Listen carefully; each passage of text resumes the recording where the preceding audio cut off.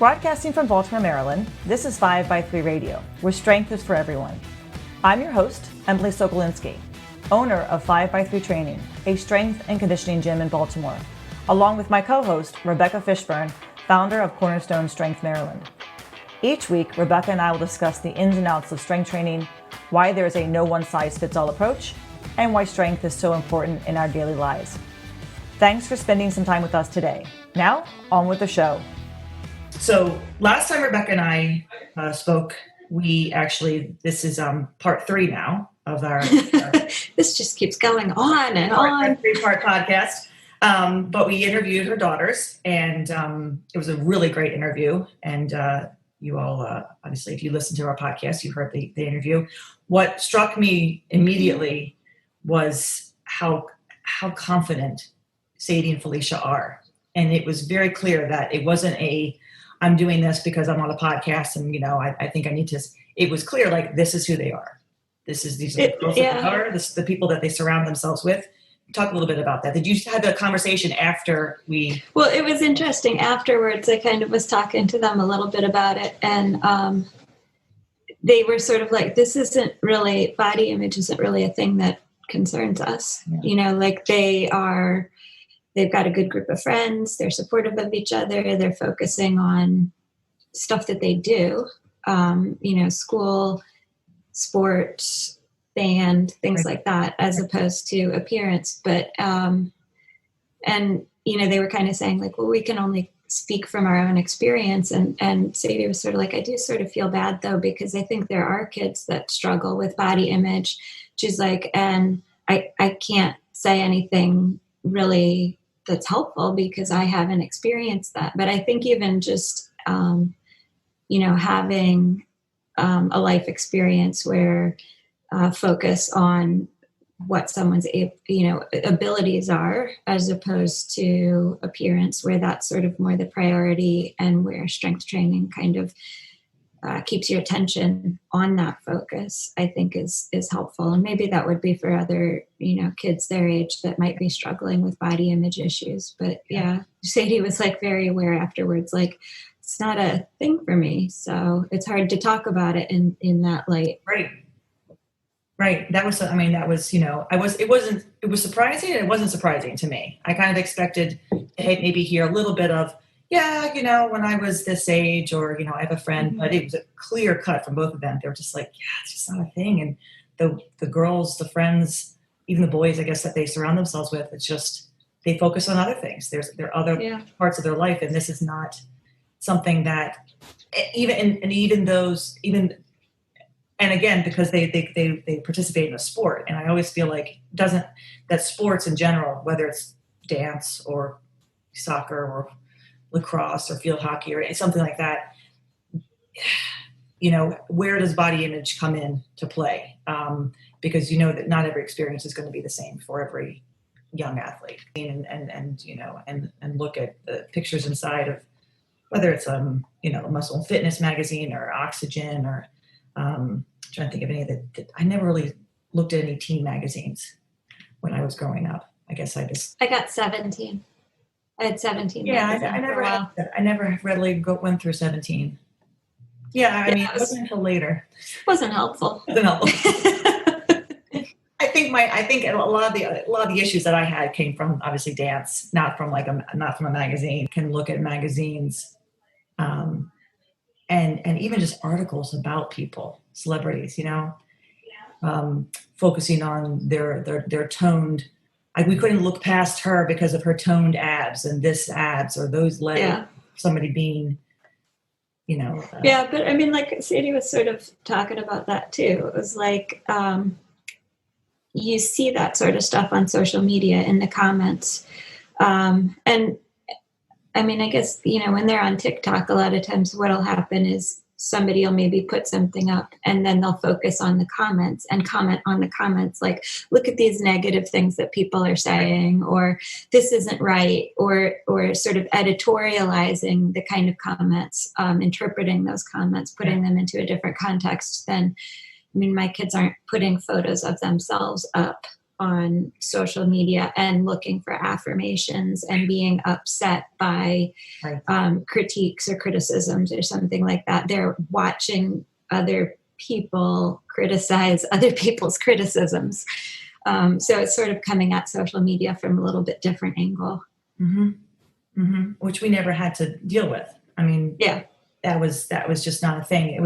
It was all internal strife. I think at least when I was growing up, it wasn't magazines that were making me feel bad or other, other people. Well, it's whatever that outside influence, whatever it is, social media, magazine, movie, friend telling you she can, get her, circumference of her leg in the palm of her hand or whatever it is.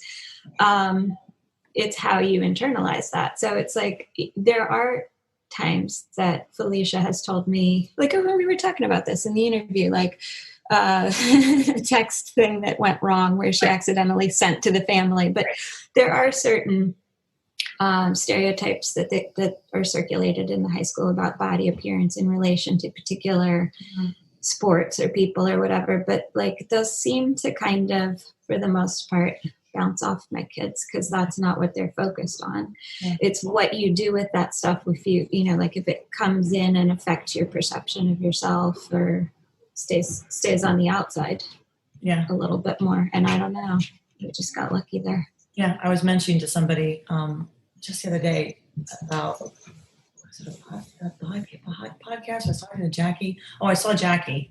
Steve, she was in town, so Steve came in for training. So I was mentioning her. I said, I mentioned you in our podcast recently. and I was explaining that, why I brought her up, the differences between the strength training for girls versus strength training. And she kind of went, So I said, I was curious. I said, I wanted to know if there was a difference. I said, because I know you told me that you never deadlifted. She goes, no, I didn't. And I was good. Like I was remembering, right. Like, okay, I didn't make that up, did I? But that there was a difference when she was in college of how she trained or how her female swimmers, swimming colleagues trained versus how the male colleagues trained. There was a difference between the two and why that was. And she fought her coach on that a lot. And she won.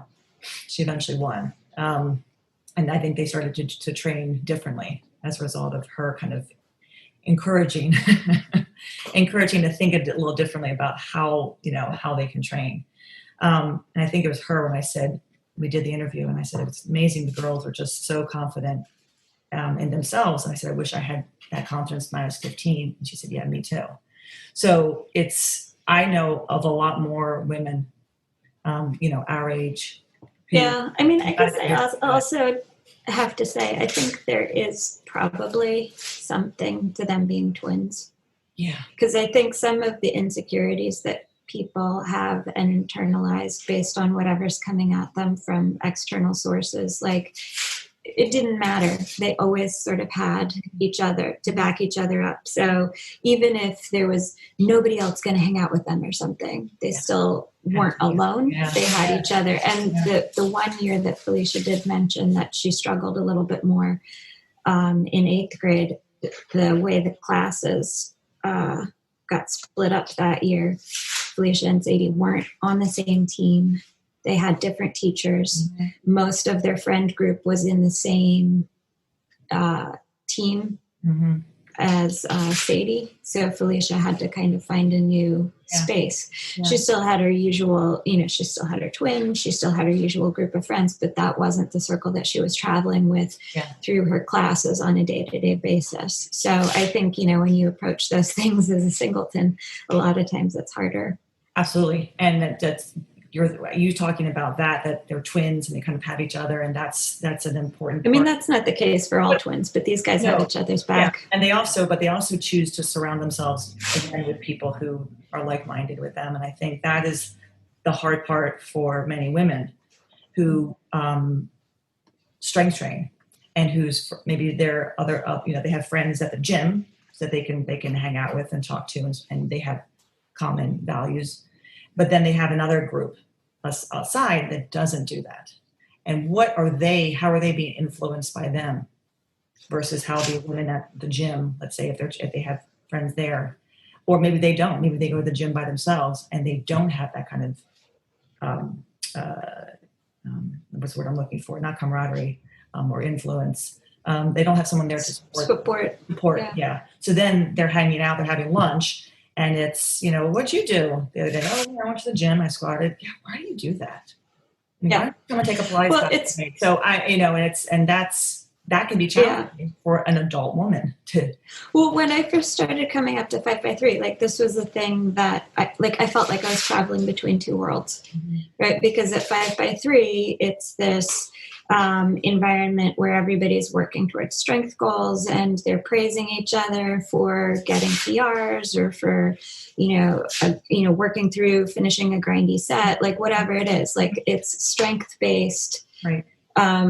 Goals and supporting each other and trying to achieve those goals. And then coming back and working in a more traditional commercial gym setting where the majority of the women there are doing group fitness classes and trying to be skinnier, smaller, or that sort of thing. And that exact same, like, well, why would you be doing that? That's, you're going to end up looking like, I don't know, Hulk or whatever. Right. That's, it was sort of like trying to walk a fine line. Sure. Because a lot of the people that I was, like I'm working at the gym, I'm trying to get clients at the gym. So I don't want to alienate people who aren't sort of pursuing those same goals, people who don't understand that. But I also am looking at them going like, you guys could benefit so much from a different focus in your exercise. But yeah, trying to navigate that line. I've always say I'm lucky that I haven't, I tell people I haven't set foot in a commercial gym going on, 10 years now. And that's just, and it was never like, when I was, training somewhere else, I was teaching spin classes, which I loved. And I was also getting involved more with strength training. That was like the year of 2010. Right before I left the dance studio to open up the gym, and had transitioned. I was kind of starting to do more strength work with, dumbbells and less machines. But it wasn't until starting, the strength program, the program that, using the model that you and I use, that my world really opened up. And then I saw, what I should have seen how many years ago, but I'm happy I at least, have it now. And that changed everything about how I looked in myself in the mirror and how I approached my eating and my training. And I have the women and the men at my gym who I'm friends with, and also, their coach. And then my friends outside the gym, if I hang out with them, I just don't talk about that, I guess, because I have other things in common with them. These are like my dancer friends from high school. I still have that connection in the dance world. So I can go back and forth, and it just doesn't come up. And my two friends who are involved with what I do love it and support it 100%. And it's more just, what you're doing for yourself and for the people. It's fantastic. Others, if they don't quite get what I do, or we just don't talk about it. We just don't talk about it. So in a sense, I've been able to separate myself and really create a different community. Yeah. That many women may not be able to to create, which I wish, like that Facebook page, that was just, I guess, when did it end? About a year ago? The barbell? The barbells. Yeah. Yeah. And that was, a community for women to come together who don't have anybody to train with, or don't have a gym like, 5x3 or even, Westminster, where there are a lot of women there training and doing their thing. But it just became a lot to kind of carry for, and disbanded, which is unfortunate because it was a place where I think a lot of women really, they needed that support. I hope that they found it somewhere else, if they have stayed with the training, if they were able to find another forum to work, to reach out to and talk about things. So notes, and I kind of feel like we talked about this last time, about how to deal with wanting to look good, because we all want to look good, we all want to feel good, versus wanting to also be strong. And I'm thinking, like, we touched on that a little bit in the last yeah. podcast. Well, we jump around. We do. So maybe how do we? I'm looking at some of the notes. Strength versus aesthetics. Mass moves mass. Of course, the more muscle you have, or the bigger you have, the stronger you can get. Assessing. I want my deadlift to go up, but how much is it going to go up versus how much I weigh? Do I want to gain more weight? Is that going to help my deadlift go up? Am I okay with my deadlift being where it is and making smaller gains? Maybe you want to talk about that. Yeah. I mean, well, of course you mentioned deadlift, which is my favorite lift. And that is always, that was always the lift that motivated me most strongly to train harder, to eat a particular way, to, prioritize a strength goal over anything else. But I mean, there is a balance. And it got to a point where I think, my deadlift was at its best. I was still looking for 3 plates, wasn't quite there, was very close. But another trainer that I work with kind of just, and he knows weight training, looks at me and goes, well, you probably have to gain some weight to get to that point. And I was already on the edge of uncomfortable. Right. Because it's there's a balance. Yes, I want to achieve certain strength goals, but I also wanted to be comfortable in myself. And there is a certain maybe tipping point where you have to decide how you're going to balance comfort in your own body and in your life outside of the gym with your desire to achieve competitive goals. And some people who are, world-class competitive power lifters have put a lot of that other stuff off to the side. That's not even a consideration. They're, strictly focused on their competitive goals. I don't live in that world. Yes. I'm a decent lifter. I'm not world class. I'm not even, breaking records or anything. It was just for my own sense of accomplishment. And so how much of one's own sense of accomplishment are you willing to sacrifice for if it means discomfort in other areas in your life? And you see that struggle, I think, to a certain degree playing out basically in jokes on different Facebook forums where people are kind of trying to laugh off this sort of, if they have focused on strength goals and mass moves mass, and so they've gained weight and they're maybe a little bit, spread out when they're on the seat in the airplane, or they have to buy new pants, or their jeans split, or whatever it is, and they kind of laugh it off. But there comes a point where maybe you have to decide there are seasons for different things. So maybe there's seasons for your competitive goals, and then you pull things back a little bit, and you have other seasons where you take into account life goals or comfort within your own skin goals. Yeah. And I think so for those who don't know you, because I have a lot of new clients, and I talk about our podcast, and I say, one day I hope you meet Rebecca. Tell people, how tall are you? So people get an idea of when we talk about you gaining more weight. How tall do I think I am? Your deadlift is close to the 3 plates, which is 315. I'm on a good day. On a good day, I'm maybe 5'1". Yeah, so she's 5'1", everybody. And, so when you talk about gaining weight, I mean, you're petite, but you've got a lot of muscle on you, and you're very strong, and you've gotten so much, and you've gotten strong since I've known you, obviously, really strong. And when I see you, and I haven't seen you in a while, but I do see you on Zoom, we're Zooming on. But you don't look any drastically different, but you're stronger.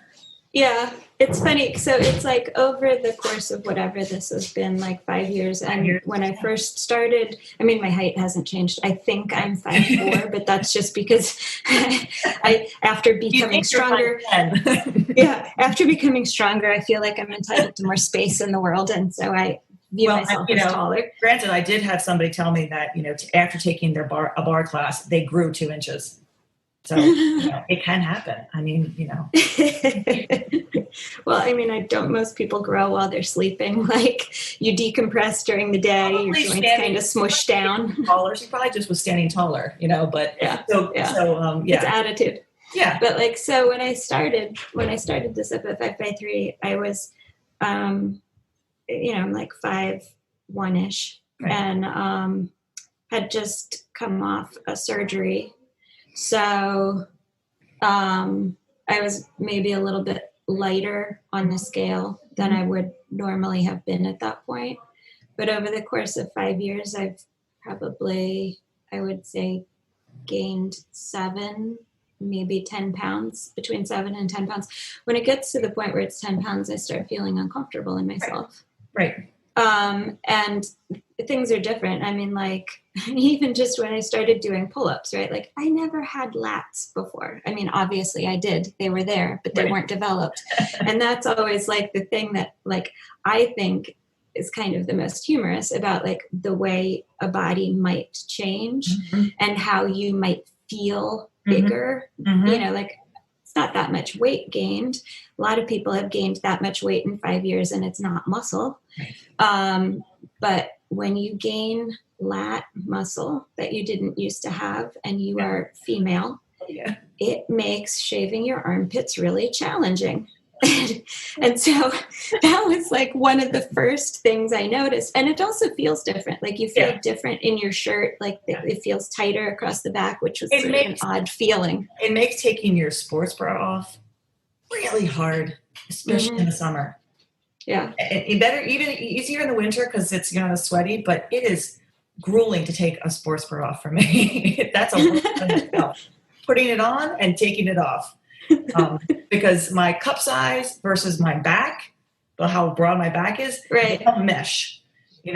Small cup size, big back. So finding a bra that fits can be very challenging. Yeah, that lat thing, and then the other place, like coming from like having been, on the slighter under muscle side when I started, the other place that like you or I specifically gained mass was erector spine, right? So my back from deadlifting became stronger. That muscle became sturdier. And I don't think that affected like the waistband on my pants. I don't recall that. Like I recall like, lats feeling big in my shirt and that feeling uncomfortable. Yeah. But that was also like, that just took a little bit of adjustment. Yeah. And I was also at that point so pumped about being able to do pull-ups, which I hadn't been able to do before, and doing weighted pull-ups. Yeah. Like I can pull my weight and some. Yeah. So that was initially, you're talking about like aesthetics. I knew my shape was changing. The weight on the scale was changing, but it felt different. Yeah. But the reward outweighed the discomfort for me at that point. And then, 5 years into it, and then COVID times, like the scales sort of tipped in a different direction. And so I'm not squatting as heavy. I'm not deadlifting as heavy. I'm not benching as heavy as I was. I've added, I got a spin bike. I've added some more cardio. So my strength goals are further from realization, but the way I feel in my body is different. It's a little more comfortable. Yeah. Yeah. But it's like, you walk that line, sometimes on one side, sometimes on the other, and you make choices based on, what's practical or comfortable or what makes you feel most confident. Yeah. No, there has to be a kind of what's comfortable for your body. And I think that's, that's where people sometimes, they get skewed. The blurred lines occur.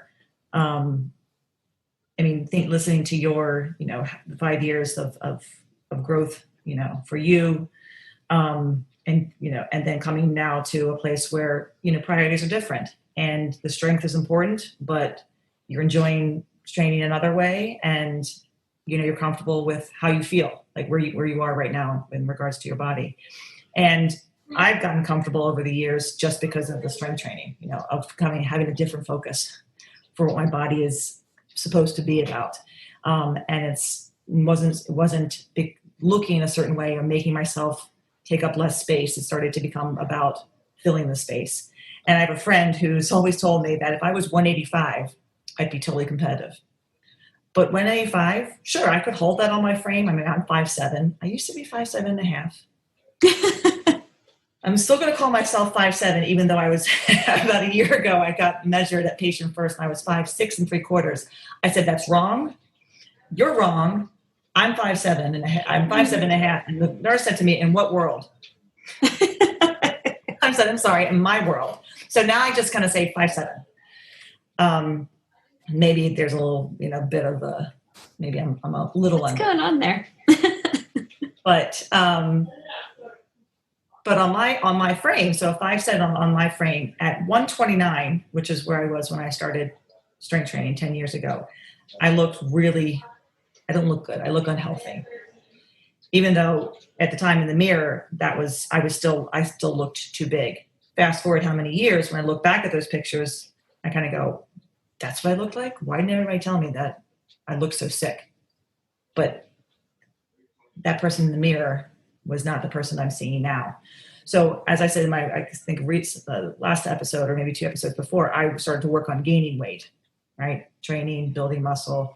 And I got to a point where about 155. So I went from 129 to 155. Got stronger, back got better, everything's better. And there is a tipping point for me too. I could get to 185. That's putting 30 more pounds on top of that weight I'd already had. Right. I wasn't comfortable doing that. And that wasn't going to help my strength goals. I'll tell you that, because I think I hit that, we reach our genetic potential, and I've reached my genetic potential. And I was happy where I got to and the progress that I've made and the progress I continue to make. But I was never going to go that extra mile. Like you, I'm not a competitive person. I'm not going to be a powerlifter. That's not my goal. My goal is to get better, feel better, and build more and build strength and make my back, hurt less. So quarantine for me, I'd gotten to a certain weight prior to quarantine, and it was a place where I was uncomfortable. And you were talking about like just where I felt like that was about as much weight as I could really want to handle. And my lifts were fine. Like they weren't wonderful. They were good, but that wasn't the purpose. So I reached out to a friend of mine who's a dietitian and started to work with him. And April, May, June, July, I actually focused a lot on my nutrition. Everything stayed the same with me in the gym. I was teaching classes, and I got down to a weight where I was like, I'm pretty comfortable here. This is a weight that's lower than I've been in a while. All my lifts feel really good. I feel really good. My acid reflux is gone. It's a win. So I have no idea what I weigh right now because the scale is still packed away. But I only used it to get to kind of, drop weight and start to kind of feel a better just inside my body, gastrointestinal issues, acid reflux. But the weight on the weight on the bar was still, I was still able to maintain my strength because the priority was honestly coaching my clients, keeping everybody going while we were locked down. And now that we're back, it's still my priority. I'm still a priority. I take care of myself. I go to the gym. I lift my weights. I teach my class. But I definitely found my eating habits have continued from where I was when I was working with my friend. And now I've kind of, added a few things back in, but I've been able to maintain a really good place where I'm making progress. I feel good. And again, it was just that scale came out to just help me see the progress, give me a feedback, And then I don't need it anymore. It went away. I haven't pulled it out since. So I have no idea what I weigh. But it's okay because where I am right now, everything feels good. Right. So, I think that's where we start to get to. We start to get to that point, hopefully. If, Yeah. I mean, a scale is a helpful tool, right. And it can keep people accountable towards reaching goals or maintaining health, right? It's one way to track and measure progress or regress. But when that becomes the end all and be all to what somebody is doing, that's not necessarily helpful. Because the number is 10 pounds more or 10 pounds less, if you're feeling healthy, confident, and comfortable in yourself, I think that's also, that's also. Years ago, they have quite a few handouts that as a nutrition coach, you kind of, dealing with people, you're talking about, they do a lot with habits. One of the very first, forms that they had someone fill out is, are you ready? Yeah. Anything else? Can you check off the box to these things? Are you actually ready to take this step? Because if you're not, it's going to be impossible to really see the change and make the progress you want. You have to be ready. And some people think they are, and then within a week or 2 weeks, they fall off the cliff. And then they come back how many months later? And then they're ready. It's hard to say, yes, I'm ready. They're very well. I mean, because being ready means that you're going to do some boring, tedious stuff, and if they have the consistency is one of the big foundational blocks. Like people want to get to the gimmicky stuff at the top where it's a specialized kind of approach to eating, and this food is off limits and that food is okay, and all these rules, but the basic foundational rule is consistency. Okay. And if you can't do that, if you can't be boring and consistent, then none of that other good food, bad food, keto, paleo, whatever kind of intermittent fasting, whatever you're doing, isn't gonna. No.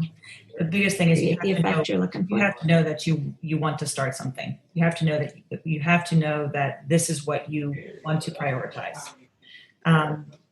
Everybody who comes to the gym to begin a strength training program, they have made the decision to prioritize this. And the ones who stick around, and who I see day in and day out, they have made that their priority. I have a wonderful couple who just started with us in September, and Melissa said to me, she said, I really, now that we've got this, I want to focus on our nutrition. They already are focusing on that. She and Ariane. But I said, why don't we start in the new year? Give yourself 2 more months. You've only started in September.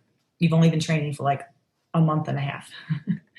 Give yourself November and December to stay consistent, to keep getting strong, keep adding weight to the bar. After the holidays into the new year, that's what we're going to plan. Because then they've had a good 3 months of solid training. And she's like, I love that. Sounds good. Sounds great. Because I feel like that's a good amount of time to really get somebody invested in their training and being consistent in something, which these two have been. There's no question. They have not missed a session. And then you can see that they're going to make great progress when they start that second phase of their training. Yeah. And that, I think that's where the feeling better, feeling stronger, and then seeing yourself differently, and then deciding, do I want to gain weight? Do I want to lose weight? Where can I go? I feel like that's where strength training is so crucial, because it gives you a different focus and a different priority on what your body, and then you can make a decision about what you want to do, what kind of body you want to have. Well, I mean, there's limits to that. Yeah, but it does at least give you a sense of my body's really, really good. It's I think what it does, I think what you're describing, there's 2 key features to starting with the strength strength training. I think, for one, we've been talking about the discipline and the consistency that it instills that will result in, achieving goals, whether those goals are strength goals or whether they are weight loss reduction goals or weight reduction goals or whatever. But yeah, it gives you a different appreciation for what your body can do, and a different understanding of weight and what that means, really. People a lot of times have an emotional attachment to a particular weight on the scale. They think they need to weigh a certain small amount based on, I don't know, whatever scales, BMI or whatever. And maybe that's not realistic for their body type, but they learn through strength training a different way to understand and appreciate their body's abilities. And it's always, when you're making changes and coming from a positive place, a positive self-concept, I think that's, they're more lasting as opposed to things that you're changing because you're I don't know. Anyway. I think it's really it's very challenging for people to sift through a lot of the bullshit. I'm sorry, I'm going to say that in a PG podcast. To get to really, the essence of what they truly want or what they need. I think I view strength training as a need. It's not so much to, build a banging body. It's give you the ability to get off the toilet when you're older, to get off the toilet now when you're younger. It's that ability to do for yourself, to be able to know that if you're going to go out somewhere and it's just you and you have to go shopping, you have to pick up a bunch of things or carry things, that you can do that. You don't need help. There's something very satisfying, again, of knowing that you are capable, that you are a capable person who can do for him or herself. And I try to, that's what I push when people come to the gym and they say they want to start a strength program, and they've done their research. And some come and say, I'm looking to lose some weight too. I kind of hear that. But what I emphasize is, great, we're going to get you stronger. We're going to make you feeling better. We're going to get you feeling better. That's what we're going to do. And this is our program. And here's how the program runs. Oh, and by the way, we can help you with nutrition. And that's always the side. Because I want to get them in the door to see your body can do this. And your body as it is right now can do this. And we're going to make you start to see yourself differently and feel different just by starting to squat and press and bench and do push-ups and try chin-ups. That realization of what the body is capable of doing, also all the other stuff kind of goes off to the side, maybe comes back again, but it's always now I want to focus on what I eat, but I don't want to lose any of my gains. I'm like, you're not going to. Don't worry. That's not going to happen. In fact, you're going to get stronger. You're going to keep getting stronger. Okay, good. So that feeling of that satisfying feeling of being strong is so important, I think, to try to emphasize to people. And yes, eating well and eating food is a need, and trying to help people understand there is no bad food, good food. Yeah, there is food, and as I said to my client the other day, who I was talking to, who wants to lose weight, I said, you need to eat food that you like. Don't eat food you don't like. Don't try to eliminate food and because you think this is a healthier food. No, there's food, and there's quality. So much of that too is just whatever the current fad is. Yes. There's people who legitimately cannot eat gluten. Right. But now that's also popular. Right. There's people who legitimately cannot have dairy. And then, there's dairy-free or meat-free. Right, and there's the vegans who want to go vegan because they really, truly don't want to. That's their that's their own belief as what food is for them. And others who see it as what's new today, like going vegan is cool. No, I have a couple of vegans at my gym, and legitimately that's how they eat because that's how they want to eat. Has nothing to do with losing weight or trying to be this is what they enjoy eating this way. And they have recipes, and they cook and they prepare, and they are delicious. The meals that they make, I've had them. I don't care what the food is. If it's food in front of me, I'm going to eat it. I'm going to make sure that I'm well-rounded and balanced. I'm having vegetables, I'm having meat, I'm having protein, I'm having my fat, I'm balanced. But food is food for me now. And it didn't used to be that way. But it has a lot, again, to come. I'm always coming back to that. It comes back to the way I'm training now. Yeah. And that's even hard. It's still hard, though, for people who do strength train. Sometimes they do go off that. They go off on a tangent. And I always wonder, there's something else going on within that person if they like what they do, like they like the strength training, but then they're still torn with how they eat or how they look, and there's something else always going on then that you can't get to. And that takes a professional. That takes somebody who, beyond our capabilities. Most of the people I work with, they just want to feel better. They want to move better. I don't know if you follow Spencer Nadosky. He's on Instagram. He's one of he's not. I don't think he doesn't work with Baraki or Feigenbaum, with Austin and Jordan, but he's kind of one of those, like, he's a strength. He strength trains, and he's a doctor, and he encourages, obviously, people eating good food, strength training, and he talks in very flat terms of, like, he kind of makes fun of. He pokes fun at everybody. Pokes on the vegans, pokes on the paleo, pokes on the this, and he had a post about, it was a video of himself, and he's a pretty lean guy. He's lean like Austin and Jordan, but according to the BMI, he's overweight. Right. That's the discussion we had. So it was exactly the discussion that we had on our podcast about how the BMI is used, and how it gets so skewed when the person is in good shape, who trains, who has muscle, but weighs more than the quote quote standard weight should be for a person that height. Right. Yeah. And that's, I think that's important for people to understand as they. I guess, it's like all these other things, though. They're a piece of the puzzle. They're not the whole story. Always.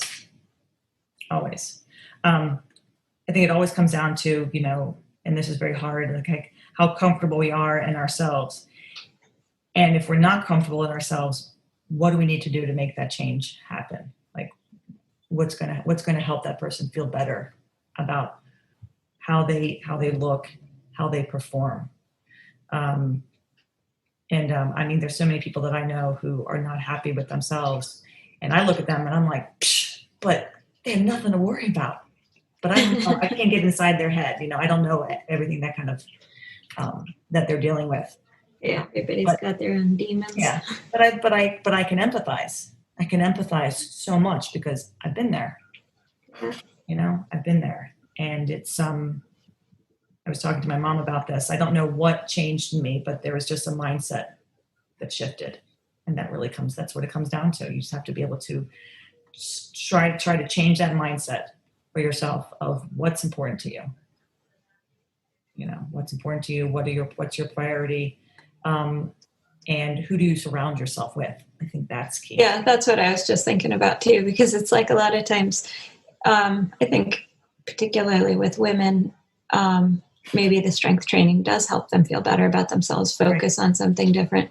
But depending on who they're surrounding themselves with, even if they're comfortable in themselves and are pleased with their strength goals and strength gains, if the boyfriend, husband, whatever, is not supportive of that, then that can heavily weigh on their decision to continue or not. I've had a client like that who loved strength training. It reminded her of when she was a high school athlete, and she felt very confident about what she was, training to do in the gym.